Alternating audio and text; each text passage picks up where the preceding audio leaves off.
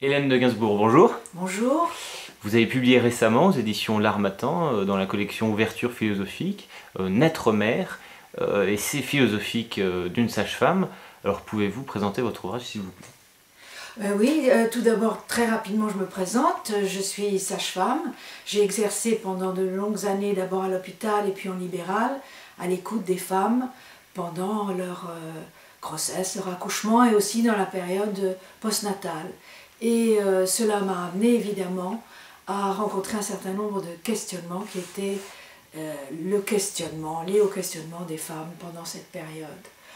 Je me suis rendu compte aussi que la médecine, qui est très prégnante à l'heure actuelle et qui englobe tout ce parcours de la naissance, de la gestation et même avant la gestation jusqu'à la période postnatale, la médecine et surtout la médecine contemporaine qui est hyper technicienne prenait d'une certaine manière toute la place et que le questionnement profond des femmes, le questionnement, on va dire, existentiel, les vraies questions auxquelles elles se heurtaient pendant cette période, qui sont des questions immémoriales, enfin, et ne pouvaient pas trouver véritablement de réponse dans ce cadre très médicalisé ou très technique.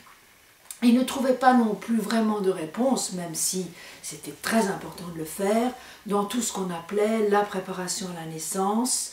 Enfin, chacune d'entre nous, chaque sage-femme et chaque école essayait de trouver sa manière de s'adapter à ce moment-là, mais qu'il restait des questions en suspens et qui n'étaient pas non plus uniquement qui ne relevaient pas non plus uniquement de la psychologie ou de la psychanalyse, ou du bon sens, ou de conseils de pratique. Et c'est pourquoi je me suis tournée, j'ai eu la chance de pouvoir me tourner vers la philosophie. Il faut dire que nous les sages-femmes, nous sommes maïoticiennes et que Socrate, un des pères fondateurs de la philosophie occidentale, s'était inspiré de sa propre mère sage-femme pour mettre au point sa méthode, la maïotique, qui était sa méthode philosophique. Ça c'est peut-être un peu un clin d'œil, mais allons-y.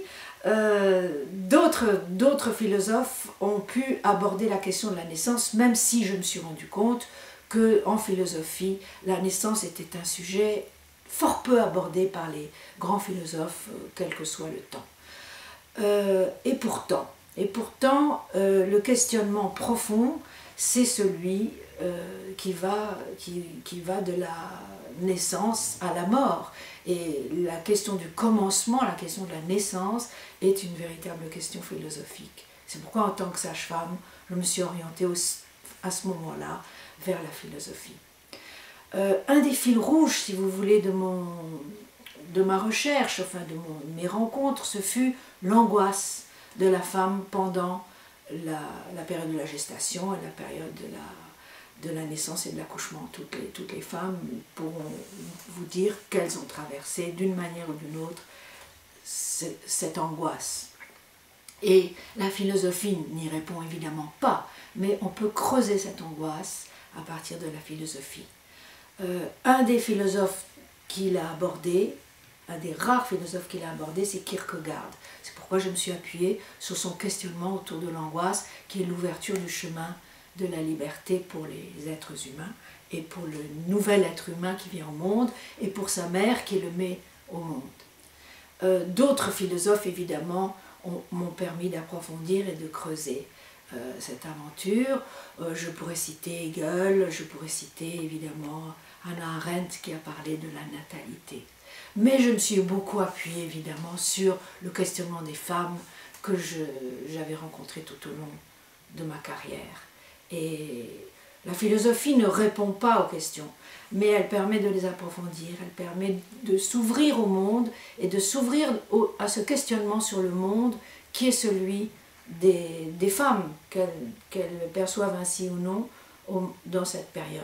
Mais pas seulement des femmes, évidemment, de leurs compagnons, de leur famille, mais ce sont quand même elles qui portent l'enfant, ce sont elles qui mettent l'enfant au monde, et ce sont elles qui vont lui ouvrir le monde avec la langue, le sein,